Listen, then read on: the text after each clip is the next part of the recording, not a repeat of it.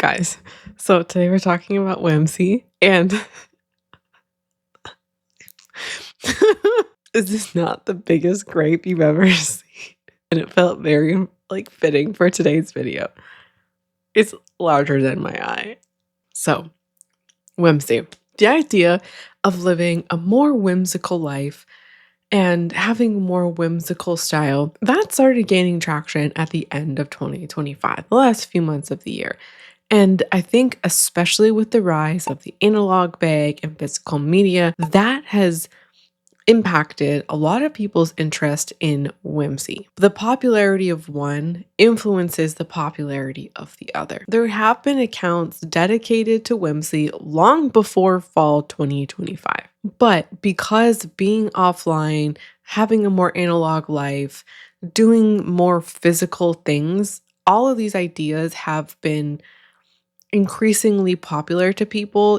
I covered the dumb phone in August of 2025 and 90s nostalgia at that time as well. And these ideas have been so appealing to people that there has been renewed interest. All of these things, including whimsy, I think are generally positive and have had a generally positive effect. They've really been encouraging people to get offline, take back their life, and do things for themselves. As we've moved into spring 2025, 2026, I've seen an increasing amount of content on whimsy. This makes a lot of sense as we're exiting winter and a lot of people want to be outside more. And spring, I think, as well, really lends itself to fun because the dreary winter is over and we get those beautiful pops of natural colors, the pinks and the blues and the greens and even some purples. Right after a season of darkness and dark dressing, and often dressing for warmth. In a lot of cases, people are just much more interested in having fun with colors and, pops of colors and textures and prints and just fun. I channeled a little bit of whimsy in my outfit today. I don't know if it's actually cute or not, but that's kind of not the point because it just feels fun. Getting outside and having fun applies for similar reasons too. So today I want to talk about the rise of whimsy content. I want to talk about why people are interested in it, its application to spring. I want to talk about the positives as well as some of the negatives because we're seeing a mixture of it all today. If you like this video and you have not seen my video on the analog bag, I think that you might like that one as well. So it'll be linked in the cards. What is whimsy? I think a definition here is going to be helpful. Whimsy is defined as playfully quaint or fanciful behavior or humor, a thing that is fanciful or odd. I see whimsy as doing things that are fun, silly, spontaneous, even playful as well. I think playfulness is a really big part of whimsy. And Cease Campbell, somebody talked about recently, she describes whimsy as putting these sprinkles on the cupcake. When people talk about whimsy online, it's usually related to life. How to add a little bit of whimsy to your life. How to make life more whimsical. And sometimes this includes hobbies. Sometimes it's part of the whimsy generally, and then other times I've seen it as whimsy hobbies. We'll talk about style later because that's related but kind of its own thing. Many of the videos made on whimsy tend to be titled things like this: how to add a little more whimsy to your life, or how I'm adding whimsy to my life. And these could be kind of their own subgenres, and often, as I was just mentioning, hobbies can be included, but they're often their own video. And then there's whimsy spring content specifically. Spring is the season of whimsy, and this is how we're going to participate. So we're going to watch some videos now so you get a little bit of a taste of what I'm talking about. And we might even watch a spring video, but there will also be videos on the screen that are playing as we go through. I'm going to share a list of some of the things that I do to add a little bit of whimsy into my everyday. The first is if I see an animal while I'm out on a walk, I'll give it a name. So this morning I saw 4 deer while I was walking, and their names are now Barbara, Babs for short, Jan, Dodie, and Rita. I love taking baths, and thinking of my bath as kind of a potion. So I'll add things like sweet almond oil and Epsom salts. You could even stir your bath water with a big wooden spoon, and then your bathtub is no longer a bathtub, it's a cauldron. Kind of in a similar vein, I refer to my skincare as my lotions and potions. I keep a little bit of my perfume decanted in this little vessel that can be attached to a keychain. This one is from Universal Flowering. I don't know that they sell these anymore, but I think you can find very similar things online. I would just look up perfume decanters, perfume keychains, things of that nature. And finally, eating dessert for breakfast or breakfast for dinner. This morning I ate sticky toffee pudding for breakfast, but I think something like pancakes for dinner, especially banana pancakes, very whimsical. Okay, that's it. And I would love to hear about how you go about adding a little bit of whimsy into your everyday. So I like this video because everything except for one thing is not for sale. That's the beauty of whimsy. And I think that's going to be a big part in talking about why I love it so much. Okay, another one. Here are whimsical spring activities that you need to try this year. I want to get back into roller skating. I have these skates that I bought in 2020 and I don't use them enough. Another idea is chaos gardening. Take a bunch of different flower seeds, mix them up and sprinkle them everywhere, and you're gonna have a beautiful assortment of flowers. Another idea is using pressed flowers and making gorgeous candles, bookmarks, or even art that you can frame. Another idea is making a neighborhood library. You could build and paint it yourself, get some books from the thrift store, and it's also such a fun way to give back to your community. Let's make our spring incredibly whimsical. So this one I feel a little bit more mixed about. I think the flowers are a good idea if you're using native flowers to where you live. So do some research before that. They're great for the bees, and we want our bees. We love our bees. I like for her the roller skating because this is something she already has and it's a hobby that she really enjoyed previously and she can get back into it. We can take that concept and apply it to herself. The pressed flowers is something that you could go out and pick. Like there's wildflowers that you can pick and you can use those to press into things. I do think this is going to turn into like buy all the things for this with the candles and the whatever. But you don't necessarily need it to go that route. And then the neighborhood library is a nice idea if maybe you're a carpenter. But, I think she offers a wide range of ideas here that can be applicable to different kinds of people.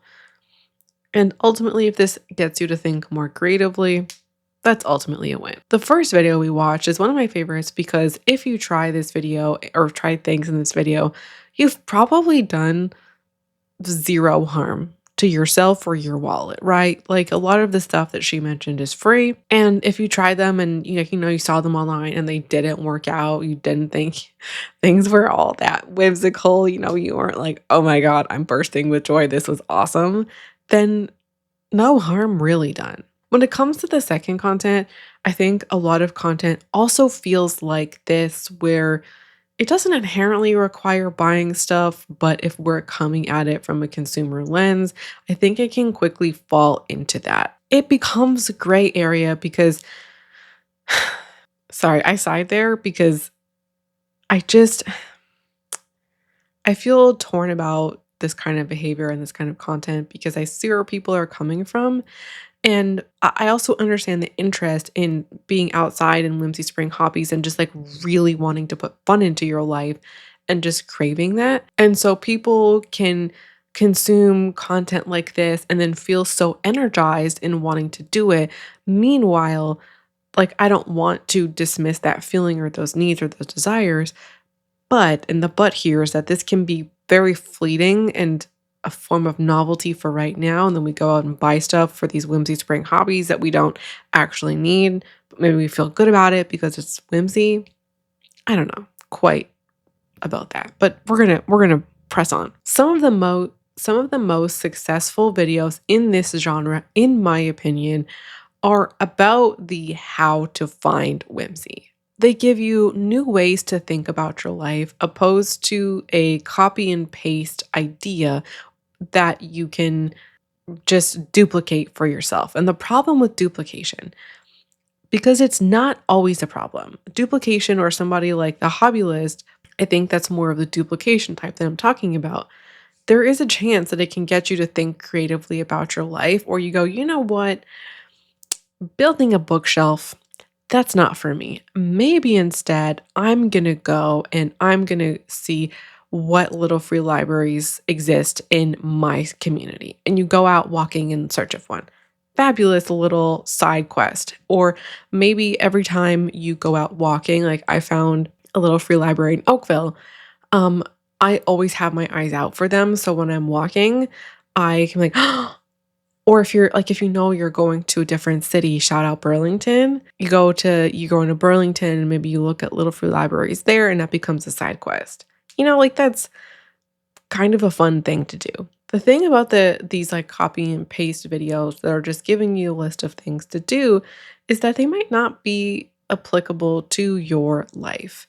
And the videos don't encourage you to kind of think that way. And so if we are consuming this content passively, we might be so excited about whimsy and spring that we are like excited about that idea that we want to try these things without fully considering if they're for us. These list videos can also become essentially consumption lists very quickly.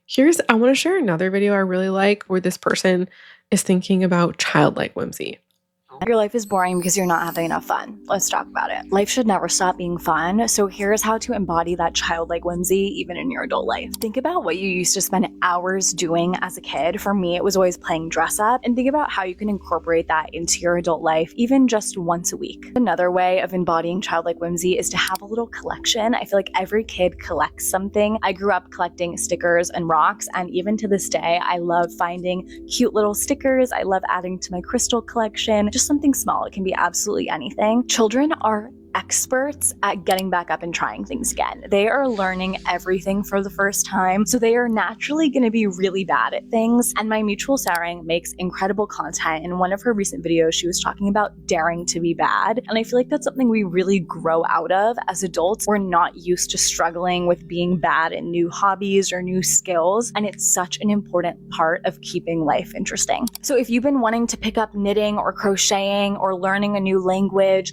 or painting or drawing or anything, try it. Allow yourself to be bad. Give yourself permission to be bad at something and try it and stick with it anyway. It can be really rewarding. If you can really notice and take in the world around you, it will be so much more exciting and really slow life down for you. This can be just noticing when a little bird is playing in a puddle, or if you pass a piece of new artwork that you haven't seen before, or looking at your latte art before drinking your cup of coffee. Small little things, but just noticing the world around you makes such a difference. I'm working my way through the artist way right now, and a huge part of what it's teaching me is to view life as an artist and to look through the world with a slightly different lens, and it's made me feel so much more creative and fulfilled. I highly recommend talking to new people. This is really scary. Think about how kids would literally just walk up to you, random children on the street, and be like, why does your hair look like that? Why is your shirt that color blue? Kids just have so many questions and they can talk to anybody, and I think we lose that naturally as we get older. Being able to just start up conversations with random strangers, whether it's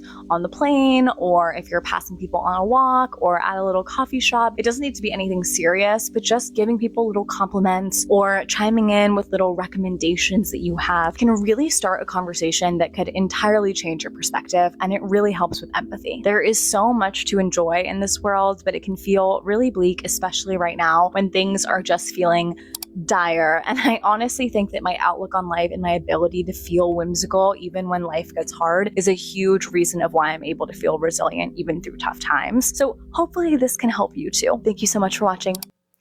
I really like this video because she asks you to think about your life first, right? The very first one is like, what things did you like as a kid? What did you enjoy doing? And kind of doing more of that. She does give a list of things to do or a list of suggestions, which do feel like suggestions, and her examples feel like examples opposed to the right thing to do. And I like her list, and I like her idea of joy as resistance, which is something that I've talked about on the channel as well over the past few months. You know what? It's okay if this person doesn't appeal to you, but the gardening girl did. Whoever is most appealing to you and kind of speaks to you. Sometimes if we find the exact right person who maybe has a lifestyle similar to us and they give you a list of things, you're like, oh my God, that is the exact, like, those are the exact things that I would do or that I would like, then that's perfectly great. I want to now talk about romanticizing your life before we dive into other topics, because a lot of people are approaching whimsy as a way to romanticize your life. Some of these connections are explicit or they're overlapping. I see this overlapping more subtly, like this person was talking about getting good at noticing things, and another person kind of said, live like you're in a movie. And the live like you're in a movie thing is not an explicit recommendation of romanticizing your life, but it's one of the recommendations people give of things to try to romanticize your life. And I think that there are overlapping concepts and ideas here, but I want to tease them out to make a point. To romanticize something is to see it through a more idealized or emotionally resonant lens. So romanticizing your life means choosing to notice beauty in the ordinary, to slow down and appreciate moments that might otherwise pass you by. This is what I mean by this previous person, the girl with the striped shirt, when I was saying that she is like having nods to romanticization, she is picking up the core concept of romanticization. And so I really don't think the application here is problematic at all. And I say that because one of the core ideas of romanticizing your life is increased presence in the moment, like being in the moment, being there and appreciating it. If you're focusing on an area of your life, one of the outcomes, or the idea is that one of the outcomes might be gratitude or appreciation. However, the way that this has played out online over the past 5 years has largely been through aesthetics. Now, this has become so much the case that I would argue that romanticizing your life is almost inseparable from aesthetics in how it's being presented online. And this has led to a level of performance where people are focusing on how life looks and appears opposed to the experience of it.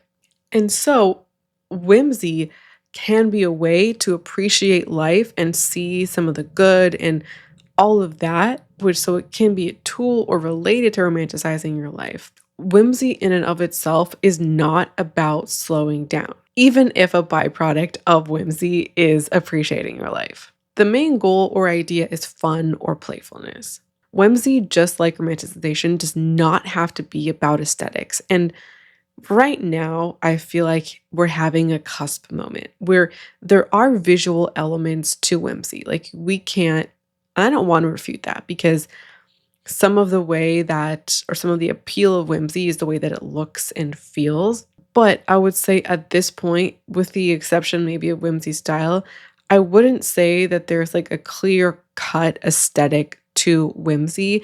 And we still have a ton of creators at this point, like a ton of online culture being about the doing and the experiencing, even when there are aesthetics tied to it. I think ultimately we're at this crossroads where we're getting close to the point where it becomes all about the aesthetics, but we're not there yet. My point here is that if we look at whimsy via romanticization, or if we want to attach it in some kind of capacity, I think whimsy is going to fall victim to aestheticization.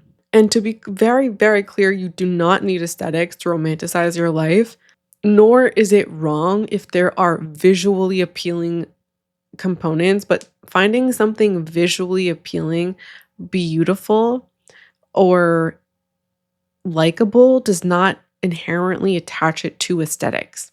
Romanticization is just so tied online to aesthetics that if we attach whimsy to it, I think it's going to go down that route, or we're going to look at it with that lens. The whole reason why I want to bring this up is because the core idea of whimsy is this fun and playfulness element. It's the act of doing that. It's the act of fun. It's the act of play. And while I've probably said it 12 times already, while there are visual components to that, I would not say that there are hard rules, because it's about how it makes you feel, right? Like my top in combination with my earrings today, this is whimsy to me because this is fun and playful, and I, more importantly, had fun and play putting it together. So whimsy has been achieved. We don't want to lose that. We want to keep it whimsical, baby. Like, we want it to keep it fun and cute and playful, and we don't want it to turn into this aesthetic focused thing. So Why the interest? Oh my gosh, I'm so glad you asked. I don't think it comes down to one single reason, but a convergence of factors that are coming together in this neat little package right now. There is a very real level of burnout online and with kind of influencer culture, or maybe more like traditional influencer culture. I've actually seen a lot of commentary about influencer speak, influencer language, PR packages, always buying something new. And so I think there's just a lot of tiredness of that. There's also this growing awareness and recognition of, I don't want to quite call it alternative content, but like being offline content. And I've talked about some of it already. Dumb phones, nostalgia content, whimsy content in this case, but also the like bricking your phone content, getting off social media content. I also argue that traditional influencer culture comes with the performance of perfection. One of them is the hyper curation of life, which includes your person, but it also includes your home, your hobbies, your skills. I mean, I said your person to mean your style, but also means your body and your habits, your hobbies, whatever you could put into life. TikTok has found ways to optimize. And not just optimizing, but having your life perfectly match your preferences and aesthetics. Everything looks intentional, cohesive, and put together at all times. Or this is how life gets presented to us online, so people can sell us portions of their life, if not their entire life wholesale. Whimsy, I feel like, is a rejection of so much of that. And a lot of it is doing things because they make you happy and joyful all on its own. That's the reason. Doing things because you want to. That's the reason. Doing things because they're fun. That's the reason. It can really feel like you're letting loose or giving yourself permission to let loose if that's the reason.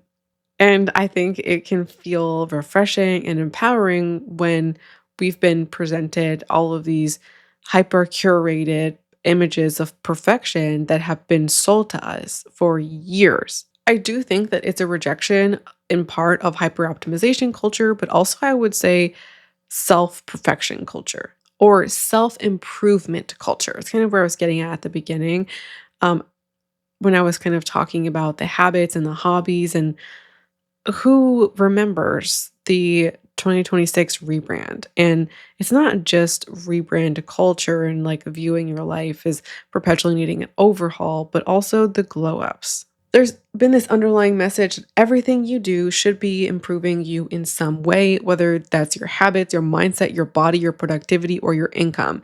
Even rest has been framed as something to optimize. Don't just read your Kindle. Don't just watch TV. Go and get your popcorn tray from Amazon so you can have the most amount of snacks and fun. Or, like, don't just read your book, decorate your Kindle cover, get your matching this, get your cozy blanket. That's $200 from.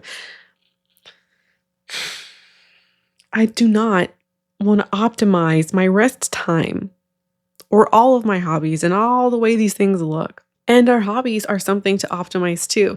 You crochet, go have a business. You make jewelry, go make that a business. You like to style hair, go make content. Everything has a routine. Everything has a level of perfection that is like you can find every niche online that every interest that I feel like has a perfected element to it. 12-step hand care routine, nail care routine, hair care routine, 15 million step everything shower. Oh, go buy all these new organizing supplies for your homes. Go fridgescape. Who remembers that? That's how I feel. Make sure your home and your drink fridge are perfectly stocked all the time. Why is everything is like presented to us as perfect, so it's aspirational and your home is beautiful? Okay, fine. If you feel exhausted by these things, whimsy as just one example, not the only example. It's not the only example of resistance to these things that we've seen, but I think it can feel like a resistance to perfection, a resistance to self optimization, a resistance to the idea that every moment of your life needs to be productive or lead somewhere. Whimsy pushes back on that for the fun of it, being playful and fun for the purpose of being playful and fun. It gives people permission to do things that are not in service of self-optimization and self-betterment, to be more effective or more efficient or more successful, but doing things because they feel good, because they feel fun. There can be huge resistance in that, not only because of some of the things that one of the creators talked about like joy being a tool of resistance and resilience, but also imagine just for a second. I love to imagine these hypothetical situations like this. Imagine millions of people all decided that they didn't really want to optimize themselves anymore. They didn't want to have the perfect this or that. They didn't need a glow up or a 12-step hand care routine. Imagine if all of that happened. Imagine if people weren't constantly looking for self-optimization and perfection of the self. Now, whimsy isn't an inherent or overt rejection of consumer culture, but I think it can be a byproduct of it, a byproduct of fun and play and having a little bit of unseriousness.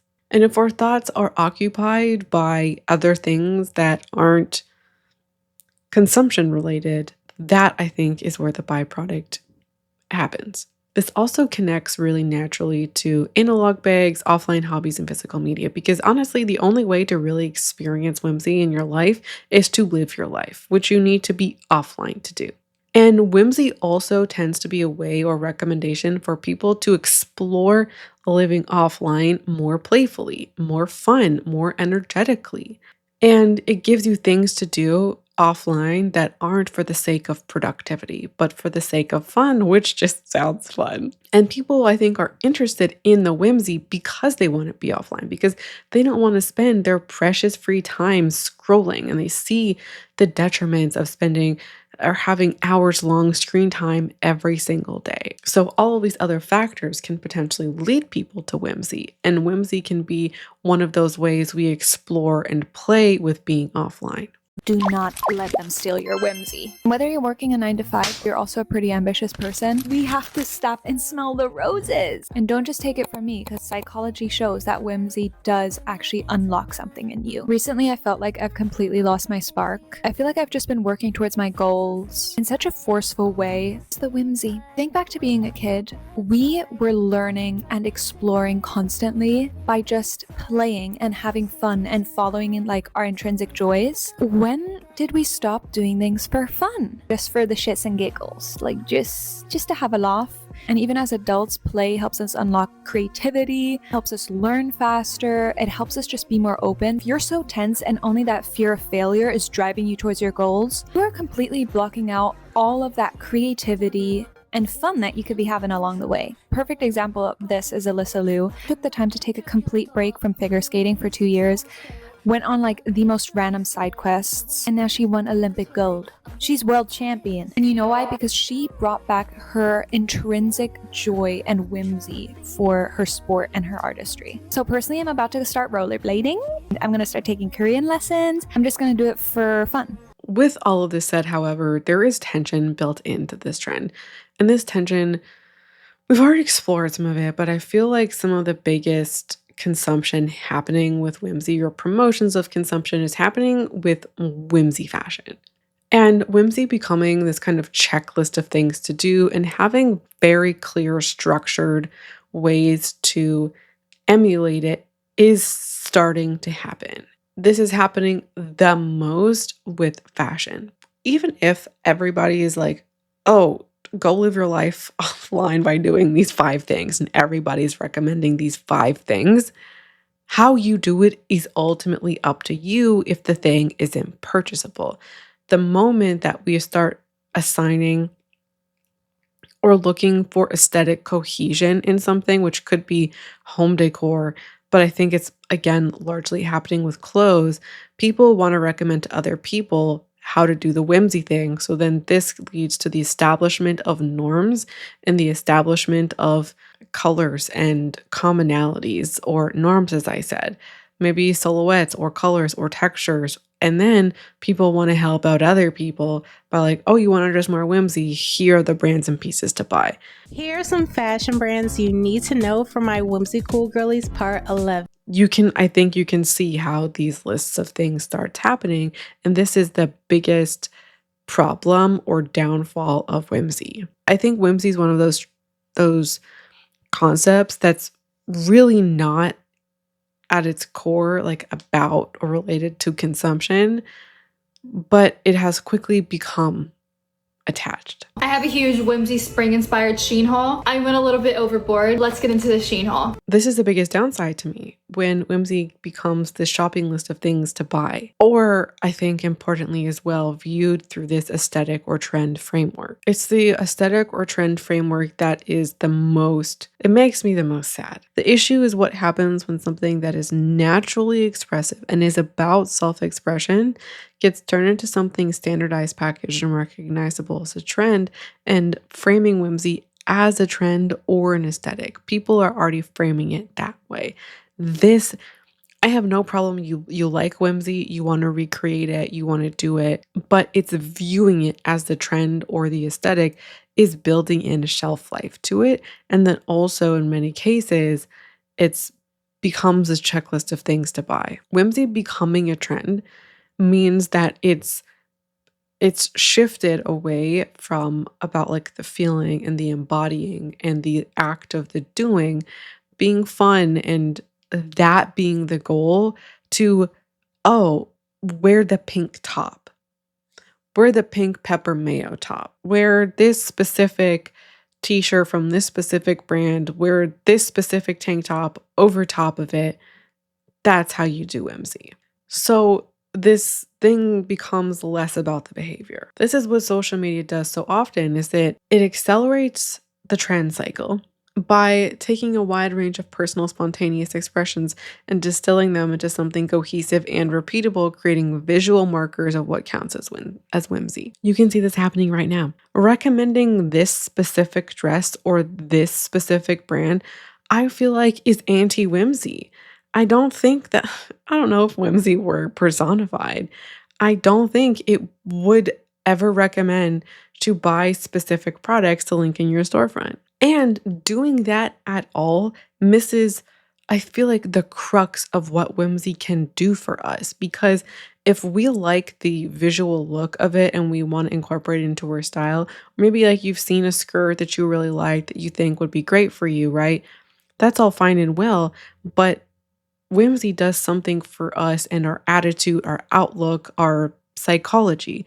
And we don't get those elements of fun and play if we are copying and pasting other people's outfit recommendations, because then this could be anything.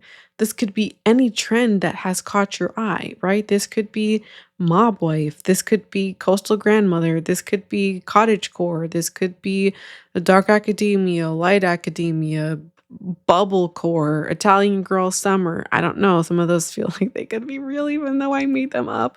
Kidcore, circus core, whatever it is, gorpcore. It could be almost any trend, because at this point, people are treating it like this style reporting is also part of the problem, in my opinion, because style reporters are some of the people who are giving you specific brands and who are saying these are the check marks for whimsy, who feel like, and maybe they genuinely believe that they're doing people a service by style reporting on whimsy. Giving people specific things to buy is most beneficial to the individual making the content and not always the people watching, even if they feel like they're giving them a service or doing them a service.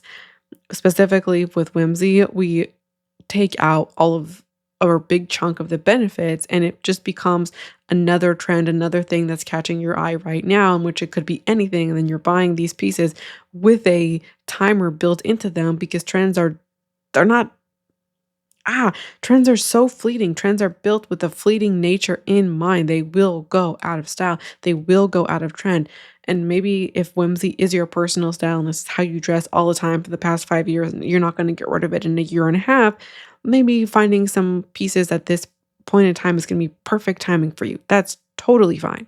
This shift is I guess one of the big points of this is that distilling things to brands and pieces removes the self-expression or the benefits to consumption, and this becoming another thing to buy and feeding this cycle of like something, buy it, in constant search of novelty and moving on to the next thing because you want your next hit of novelty. And this can feel extra novel because of all of the great feelings that whimsy in the spring specifically can give us. I'm going to give you some specific examples. 5 whimsical things that all cool girls are using this spring. These dingo boots are so cute. I keep seeing colorful boots everywhere, but I absolutely love the ones that have embroidery in them. The pink is sold out everywhere. I really wanted them in pink, but blue is equally as cute. This one is super niche, but I keep seeing these handmade cup holders all over. I got this one from Etsy, but you could also sew your own. I also keep seeing ducks and swans all over the place, and I'm not mad about it. If you're looking for whimsical bags in this color, Fable England makes the cutest and most well-made bags. I am obsessed with this one. I also love the shape, and the embroidery is so pretty. All cool girls keep their hands hydrated, and the cutest way to do it is with these Tony Moly products. This is a lotion in a strawberry. It's so cute. It smells really good, and I'm obsessed. I'm sure you've heard of Rifle Paper Co. because they make really cute stationery and rugs, but I don't know if you knew that they also make really cute hats. If you're looking for an easy hat you could just throw on this spring, I love this hat. This is a shopping list. You now have an interest in whimsy. Here are all the things you could buy to support that interest. Buying new things does not need to be our knee-jerk reaction, and some of this stuff being high quality is so irrelevant if you're not going to keep it. I'm not saying go buy Shein and Temu as the answer. I'm saying that buying a new bag is not the answer at all if you're going to get rid of it in a year and a half. If you are drawn to this and you genuinely feel like you want new pieces, but like you're not sure if it's going to have longevity, perfect thing to thrift. A lot of whimsy vibes, in my opinion, are 90s and early 2000s. Tons of that stuff at the thrift store, tons of that stuff on ThredUp or Vinted or Thrift Plus. Like there's so much good stuff out there already, and I feel like that's the best place to go for these things if you like them, but you don't know if they're going to have longevity. So you're not creating anything new in the world for something you're not sure about. So this creator on the screen now, where to shop your whimsy spring outfits. We have another shopping list. We also have this person. It says, everyone get more whimsy now. Whimsy outfits from Pepper Mayo. Very cute outfits, but go buy new clothes right now. From ultimately fast fashion to be more whimsy. Haul. There's a lot. A common pattern you're gonna see a lot in this haul is stripes. I love stripes. So starting off first, I got this little matching set. This is the little top to it, and here's the little bottoms. Then I got this striped pink and gray long sleeve. This top is just so me. I've also seen many creators, you've already seen one, but you'll see more in a second, about cool girls and whimsy. Cool girls are enjoying whimsy, how the cool girls are dressing whimsy. Here's what I think all the cool girls are going to be wearing in 2026. What are the cool girls wearing for spring? Whimsy. Cool girl language has been alive and thriving, and you've probably heard it too before this anyway. What are the cool girls wearing this spring? What are the boots the cool girls are wearing? What are the shoes cool girls are wearing this fall? What are the sneakers cool girls are wearing this spring? What are the outfits? What are the brands we're loving this spring, or the cool girls are loving this spring? It's all cool girls wear eyeshadow. Cool girls wear this. Cool. Shouldn't do that. Cool girl is a shorthand because people already know what it means. People know that it signals taste. It signals effortlessness, being slightly ahead of trends, and being someone others look up to. We're on a mission to live more whimsical because cool girls are the main characters of their life. Cool girls are often influencers, and the cool girl, I think, in question is often like the influencer girl. They're tastemakers, you know, they're somebody who has great style that people want to emulate. And so they know what's in style, they know what's cool, they know what's in trend, they know what's fashionable. And so by saying that the cool girls are dressing whimsy, it's kind of like saying that this style is pre-approved by the cool girls.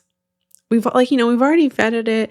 We've already looked at it. We've decided that it's cool and it's chic. Part of why the cool girl thing bothers me is because it is, in a way, still a form of trend chasing, because you're not actually asking, oh, do I like this? Do I like whimsy? Do I like pink tops? Do I like embroidered bags?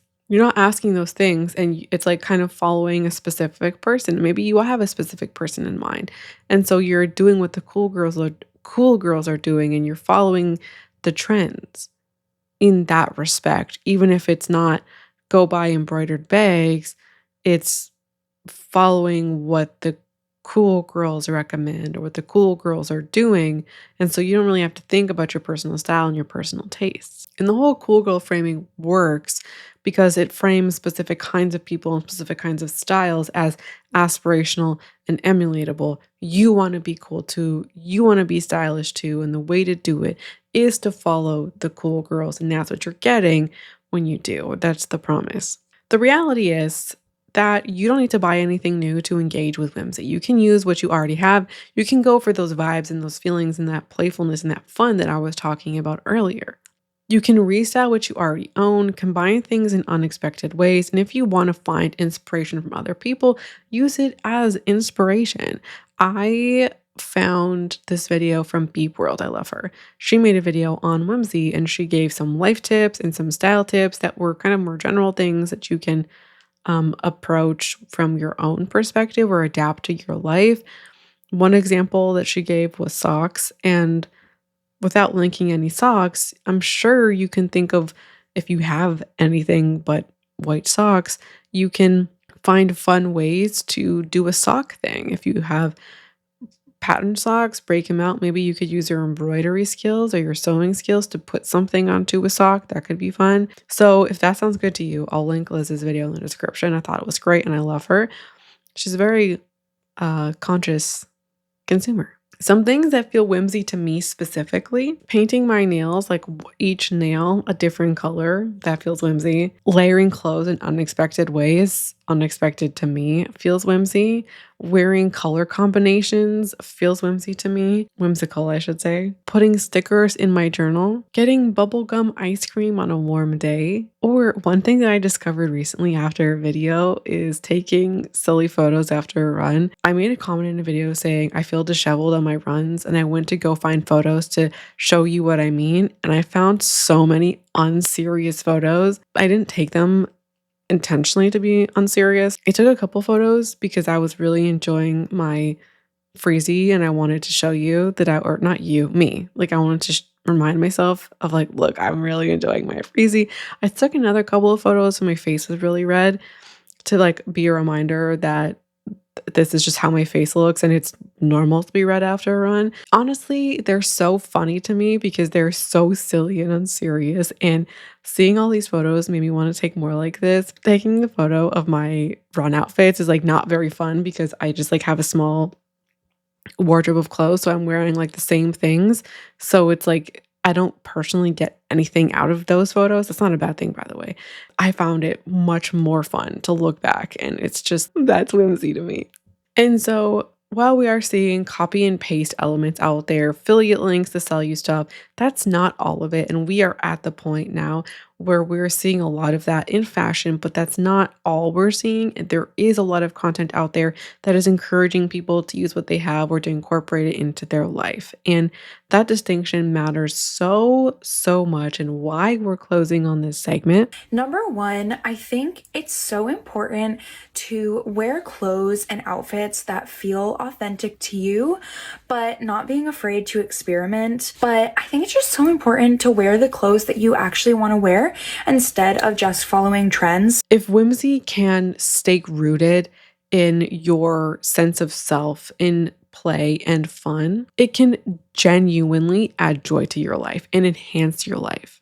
But if it's filtered through this primarily trend-based, aesthetic-based lens, it can lose that magic almost altogether and become just another thing that you emulate. And it being whimsy may just be happenstance. So that's everything for me today. I would love to hear how you feel about whimsy, if you're drawn to it at all, if it's for you, if it's not for you. I have no hard feelings if you don't like this or if you love this. I would just be really curious to hear what you think. Thank you so much for watching, and I hope to see you again around here soon for a new one. Bye.